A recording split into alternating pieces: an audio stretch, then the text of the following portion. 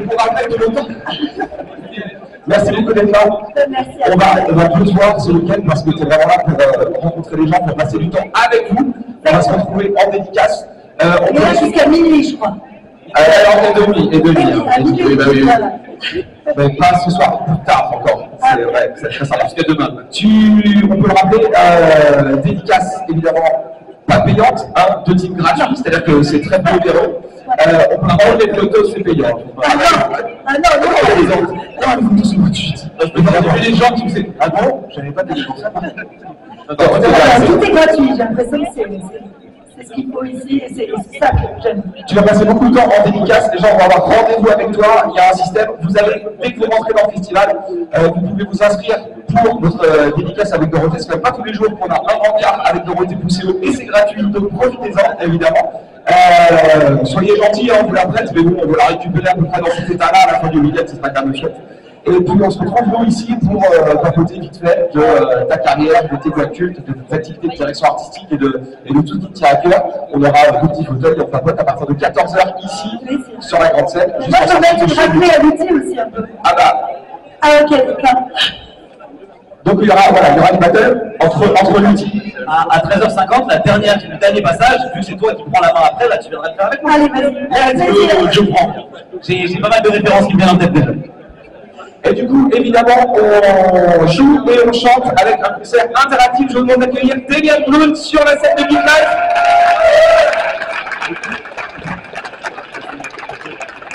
Bonjour tout le monde. Demian, on va notamment faire quelque chose qu'on n'a jamais fait ici. Tu as un concert demain après-midi ici à Big Life. Et c'est un concert où le public va pouvoir participer. Aujourd'hui, c'est un quiz. Et demain, c'est un concert sur l'histoire de la musique des jeux vidéo. C'est ça. Et on va chanter aussi, vous pouvez vous inscrire pour chanter avec moi la chanson Bluebird. Je vais vous apprendre à chanter avant et vous pouvez monter sur la scène à chanter avec moi la chanson Bluebird de Naruto. Donc on va accepter une dizaine d'inscriptions. Il y aura une répète avec Demian dans notre loge privée. Vous serez donc dans les loges privées de Big Life. Et la petite dizaine de personnes qui auront répété avec toi pourront monter demain pendant le concert au milieu du Geek Life Cosplay Contest, donc notre grand concours de cosplay, pour chanter Bluebird de Naruto du coup avec toi. Exactement. Ça va être super. Oui. J'espère. Je suis mieux avec les guitares qu'avec les français, mais ça va. Si vous voulez travailler votre espagnol, vous pouvez aussi, c'est un petit bonus qui est offert par Geek Life. Exactamente. Si quieren hablar en español, me hacen un favor énorme. Oui. Geek Life, nos invités, les animations, vous avez vu le planning, le cours cosplay, j'espère que vous allez passer un super week-end. Est-ce que vous êtes chaud pour passer ces 2 jours avec nous? Tu peux me montrer comment tu fais? Alors attendez, je vais faire encore plus de bruit. Là, on sent que c'est des chauffances, ça commence à dire Geek Life, est-ce que vous êtes chaud? Ce côté-là, ils sont chauds, ceux-là, surtout toi, mais balance un peu plus quand même, t'as du corps. On y retourne à 3. 1, 2, 3 Je vais montrer du nœud, d'un coup, il a tout lancé là. Bon, on va faire un peu comme un pack, on cache un peu les œufs dans le jardin. Ce que je propose, c'est de disperser nos invités sur le festival. Je vous renvoie tous vers vos animations, vos dédicaces, vos rendez-vous. Et on se retrouve, vous avez rendez-vous avec le public, on se retrouve sur la grande scène, on se retrouve dans l'espace GNK. Je vais garder Jordan, on va discuter 2 minutes, si tu veux bien. Merci les gars. On va raconter 2 minutes. Jordan, laisse en tête à tête ou tu peux nous regarder, parce que j'ai bien compris qu'il y a tenir la chandelle. Et je vois bien que tu as vraiment le match qui permet de tenir la chandelle, donc c'est la lumière. Jordan, pour caricaturer, on t'a vu là, Squid Game, saison 3, et tu es un des VIP, un des méchants. Je voudrais m'assurer d'un truc avant avec toi. Est-ce que c'est safe aujourd'hui? Est-ce que tu t'es prévu des saletés? Est-ce qu'on va risquer nos vies, faire des épreuves, ou est-ce que ça va? Il n'y a pas de jeu, mais par contre, j'ai surmonté mon verre de vent en regardant vous affronter à Mario Kart tout à l'heure. Ah, mais c'est pour ça que dans un VIP, il y a des grandes décisions. Par contre, j'ai vu 2 grandes poupées géantes avec des couettes, je sais pas, il va à l'entrée, c'est normal ou. Ça, c'est pas moi, hein, c'est vous qui avez organisé. Moi, je paye pour regarder, c'est tout. Ah.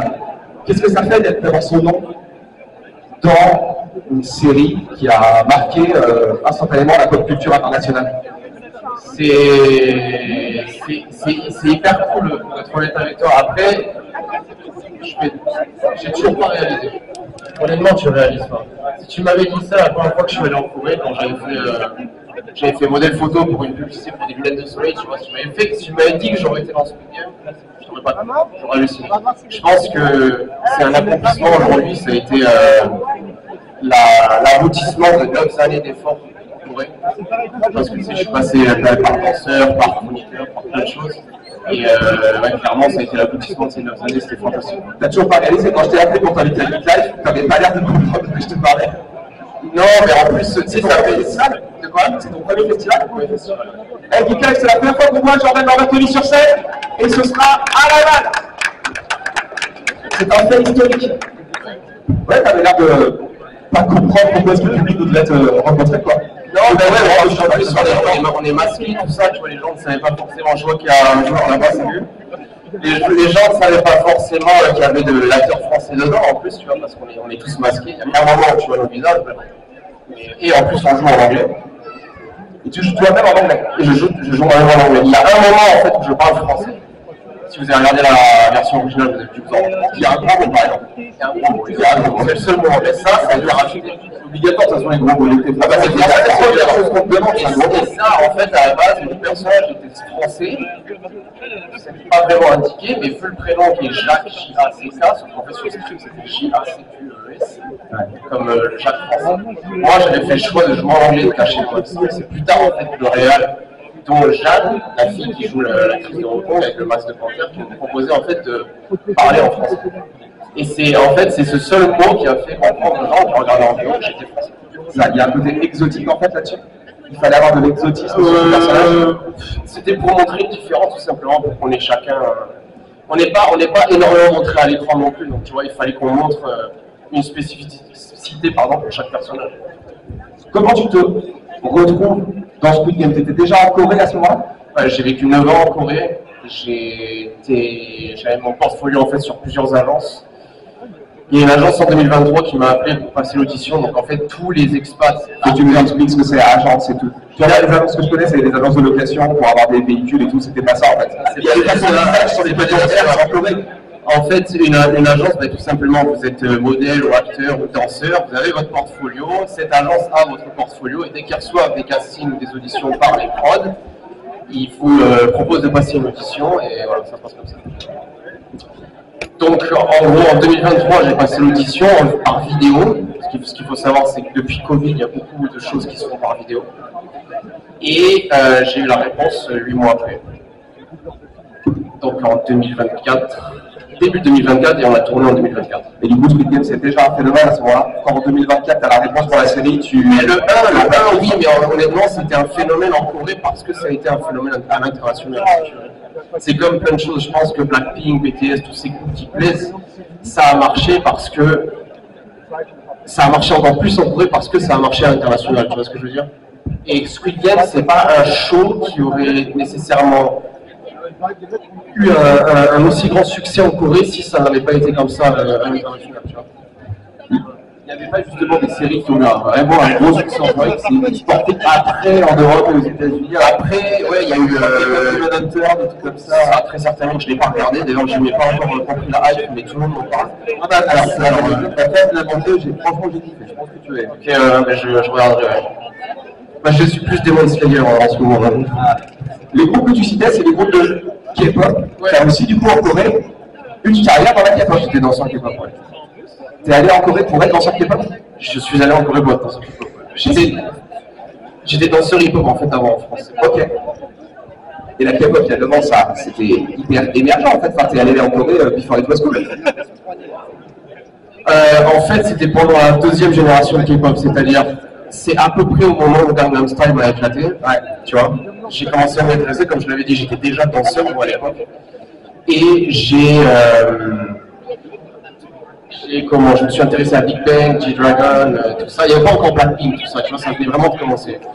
Et j'ai eu l'envie de devenir danseur. Et petit à petit, en fait, je suis devenu danseur sur scène pour des chanteurs et pour des clips vidéo aussi. Et avant de t'exporter en Corée, justement, quel était ton parcours? Tu as fait des écoles particulières, tu as fait des écoles de danse? Après le lycée, en fait, je suis parti en Corée direct. Je faisais du théâtre, je faisais des courts-métrages avec des amis. Et j'étais dans une école de danse hip-hop, j'allais tous les jours.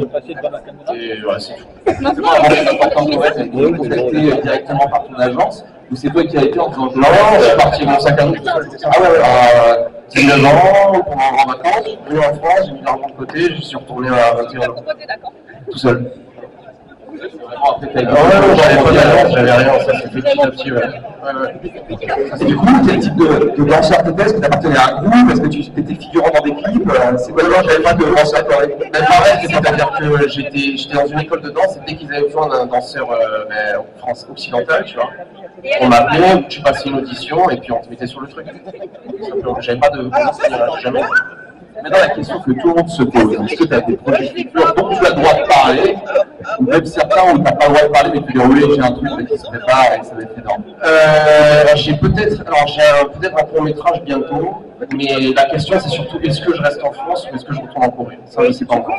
Tu étais là en invite pour une carrière en Corée. Quand je t'ai contacté en août, j'étais en Amérique, j'étais au Canada. Tu viens de revenir en France. International. Ça m'a fait l'international des amis qui avec nous. On parlait de la K-pop, petit privilège, on va avoir des démonstrations de Jordan Lambertini, ça sera dans le week-end sur notre scène JFK, sur l'espace K-pop Dina, c'est l'espace Dina maintenant. L'espace Dina, on l'a appelé sur les Dina. Dina et Jordan, il y a des gens, il y a un problème. On va être un peu emmerdé. Il y en aura une aujourd'hui, une demain. Une salle, merci beaucoup Jordan, on se retrouve en dédicace. N'oubliez pas Mika si vous voulez rencontrer Jordan en dédicace, si vous le comptez. On prenait les matchs, je vais prendre rendez-vous avec lui pour pouvoir papoter de tout ça. Et puis on fera un petit talk demain après-midi sur la scène. N'hésitez pas si vous avez des questions. Vous avez des gens qui n'ont pas eu l'occasion de te rencontrer. Un artiste K-pop en chassant un autre, je te demande, toi, d'introduire la troupe K-pop de Nick qui s'appelle All One et qui va aussi nous faire un show. On va avoir un show K-pop. Si jamais vous ne savez pas ce que c'est, on pourra avoir une démonstration. Et surtout, All One, elles ont beaucoup de talent parce que vous allez voir l'intérêt de vos applaudissements. C'est elles qui ont organisé toute l'Italie de la scène K-pop de notre espace JFK. Évidemment, ça mérite un peu d'applaudissements. Je vois que vous n'avez pas de mort, alors arrête visiblement. Si, et que l'applaudissement, tu peux nous mettre sur la scène. Pas le fond, là, j'ai entendu. C'était moi, je suis pas dans le fond. Je te connais toi en plus. Peut-être. Ouais, voilà, tu vois, c'est. Ah, mais des places à Malo. Allez, là, tu vas je les appelle pour être rentré sur scène. Est-ce que tu viens est-ce que vous pouvez pouvoir s'il vous plaît? Mesdames et messieurs, qui mettent un peu d'applaudissements pour la troupe All One. C'est une show aujourd'hui à Nick Live. Elles sont toutes jeunes, de plein de talents. Et oui, évidemment, si vous voulez faire, on a beaucoup de contacts, d'ailleurs, on a beaucoup de contacts de gens qui disent non, mais le festival ça m'intéresse, mais je ne vais pas trop le dire parce qu'on débute et tout ça. On va voir qu'on cherche à mettre en avant les talents, donc n'hésitez pas à nous contacter si vous avez des choses que vous faites qui sont extraordinaires et que vous voulez montrer au public. Pas besoin d'être forcément une troupe internationale. En tout cas, on est hyper fiers de vous avoir. Et en tout cas, merci pour votre fidélité parce que vous avez vu toutes les éditions de Geek Live avec nous cette année. Obi-Wan, je vous laisse la salle, je vous laisse le public, je vous laisse peut-être très fort s'il vous plaît. À vous, mesdames et messieurs,